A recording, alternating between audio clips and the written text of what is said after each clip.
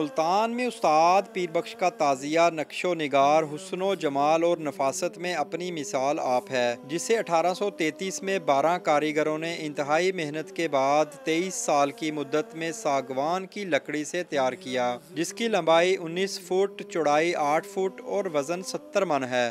تو اس کی خاصیت یہ ہے کہ ہاتھ کی بنائی ہے، مشینی کام کوئی نہیں ہے، استادوں نے ہاتھ کا کام کیا ہے، ساگوان کی لکڑ لگی ہوئی ہے، اور اس کو ہم 3 محرم کو نکالتے ہیں، 7 محرم کو تیار کر کے رکھ دیتے ہیں۔ شاگرد مکم الدین کا تعزیہ 1860 میں تیار کیا گیا، جس کی لمبائی 35 فٹ، چوڑائی 21 فٹ اور وزن بھی استاد کے تعزیے سے 30 من زیادہ ہے، جس کی زیارت کے لیے یوم عاشور پر ہزاروں عزادار آتے ہیں۔ یہ زیارت بہت وزنی، تقریباً 100 من وزنی زیارت ہے، ایسے 100 بندے اٹھاتے ہیں۔